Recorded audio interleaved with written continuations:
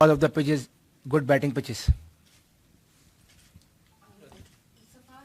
We didn't see Ahmed Shahzad batting today, and Mohammad Amir was touching his shoulder. So can we expect any changes? Yes, we made 2 changes. Amir was okay, it hit the ball in the shoulder, but he was okay. Yeah, we made a couple of changes in the side, 2 changes in the team. Fakhar Zaman in for Ahmed Shahzad, and obviously Wahabia is not playing. Junaid Khan is in. Is there any change for the squad? Because of this, he has not discovered any change for the squad. Yeah. Wahabia is pulled out.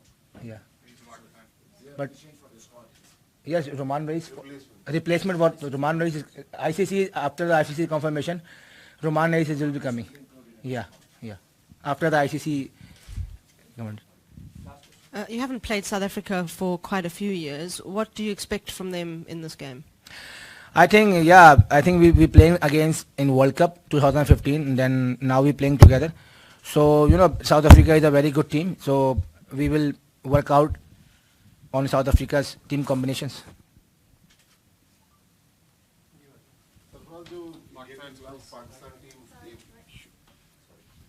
Sarfaraz India के खिलाफ match में पाकिस्तान की team जो शौक की कैफियत में थी, तो अब काफ़ी 48 घंटे तकरीबन हो गए, तो उससे बाहर आ गई, क्योंकि लग रहा था कि पाकिस्तान इंडिया मैच का जो प्रेशर होता है, नए लड़के ख़ास तौर पर काफ़ी उन्होंने अपने ऊपर प्रेशर आसा पर ले लिया। जी बिल्कुल, देखें इंडिया पाकिस्तान का मैच जैसा आपने बताया कि प्रेशर मैच था, और कुछ तकरीबन 4-5 लड़के जो पहली बार इंडिया के अगेंस्ट खेल रहे थे, हो सकता है कि उन्होंने शायद प्रेशर फील किया हो, लेकिन उसके बाद देखिए हमने कोशिश की है कि उनको उस चीज़ से बाहर निकाला जाए। और अभी कैंप का मूड बहुत अच्छा है, मैच के बाद भी डिस्कस हुई थी, आज भी हमारी बड़ी ब्रीफली टीम मीटिंग हुई है, और कोशिश की है कि लड़कों को उस चीज़ से बाहर निकाला जाए। और चूँकि आगे आने वाले 2 मैचेस बहुत ज़्यादा इंपॉर्टेंट है, तो होपफुली इंशाल्लाह जो आगे आने वाले मैचेस उसमें टीम अच्छा परफॉर्म करेगी।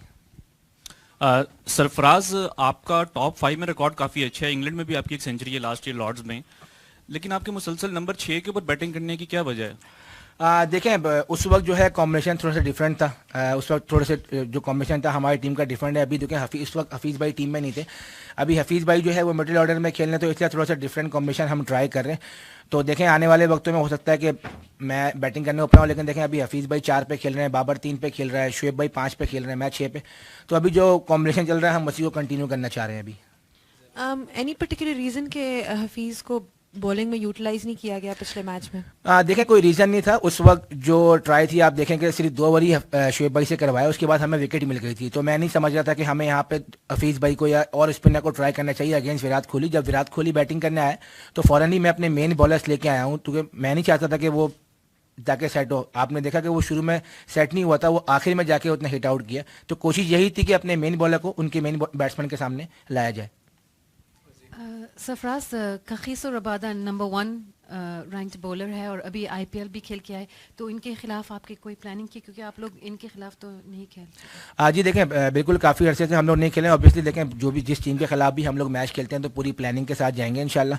और कल भी जो आपने बात की कि रबाडा अच्छी बॉलिंग कर रहा है, नो डाउट नंबर 1 बॉलर है, लेकिन इंशाल्लाह कोशिश ये की कि उसकी वीडियोज़ देखी हैं, तो इंशाल्लाह उसी के मुताबिक उसको खेलने की कोशिश करेंगे। सरफराज, इंडिया के खिलाफ मैच पर टीम पर बड़ी तनकीद हो रही है, खासतौर पर आपके ऊपर बड़े सवालात उठाए जा रहे हैं कि आपकी कप्तानी जो है वो एक्सपोज हुई, खास तौर पर कि टॉस जीतकर आपने इमाद वसीम से क्यों बॉलिंग कराई, जरा इसका जवाब देते। देखें वो हमारी टॉस जीत के बिल्कुल देखें हमारा ये प्लान था कि हम लोग पहले फील्डिंग करेंगे, कोशिश करेंगे उनको रिस्ट्रिक्ट करें। और जहाँ तक बात है इमाद वसीम की, तो हमारा ये आइडिया था कि हम उससे नया बॉल कराएंगे। और अगर आप ये देखते हैं कि ठीक है हमने उनके आउट नहीं किए, लेकिन अगर आप 40 ओवर तक आप उनको देखेंगे, ठीक है एक आउट था, लेकिन उस वक्त हम उनको 5 के रन रेट से लेके जा रहे थे। अगर हो सकता है कि कैच अगर हम लोग वो पकड़ लेते और आखिर में हमारी अगर बैट बॉलिंग ना होती तो मे भी हम उनको 280 270 तक रिकवर कर सकते हैं। लेकिन होता यही है कि जब चीज़ें बुरी आती हैं तो वो सारी चीज़ें आपकी जो है वो ख़राब दिखती हैं। हमने मिस फील्डिंग भी की, हमने कैचेस भी ड्रॉप किए, और आखिरी 8 ओवर में जो हमने रन ज़्यादा दिए, 8 ओवर में, आखिरी 3 ओवर में, 4 ओवर में आप देखें तो ऑलमोस्ट 70-75 रन बने, जिसका कॉस्ट हमें जो है बहुत ज़्यादा नुकसान हुआ इसका आखिर में।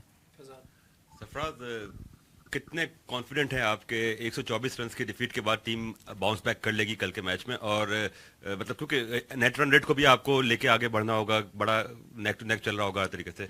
और दूसरा एक और सवाल ये कि कल ओपन कौन करवाएंगे आप, किससे करवाएंगे? फखर को ऊपर भेजेंगे या हाफिज और अजहर होंगे? देखें, आपका आखिरी सवाल का जवाब देते हैं कि ऑब्वियसली फ़खर जमान जो है वो अहमद सिद्धार्थ की तरह ओपन करेंगे रज़ी अली के साथ। और जहाँ तक रही बात कि लेकिन देखें, एज अ कैप्टन बिल्कुल मैं कॉन्फिडेंट हूँ और लड़के बहुत ज़्यादा मोटिवेटेड हैं, उनको कोशिश की है। जिस तरह आज हमारी सुबह टीम मीटिंग हुई है, लड़कों से बात की गई कि जो आपका गेम है किसी चीज़ को प्रेशर फील करने की ज़रूरत नहीं है, और इंशाल्लाह एज अ कैप्टन और लड़कों से बात भी हुई है, तो इंशाल्लाह पूरी उम्मीद है कि टीम अच्छा बाउंस बैक करेगी टूर्नामेंट में। सरफराज, हमने देखा कि 10 ओवर्स में 46 किए इंडिया ने और हम लोगों को लग रहा था हम कंट्रोल में हैं। अगर आप इसको एक बिल्कुल टैक्टिकली स्टाइल से देखें तो ये उल्टा था कि हम रोहित और शिखर धवन जैसे प्लेयर्स को सेट होने का मार्जिन दे रहे थे।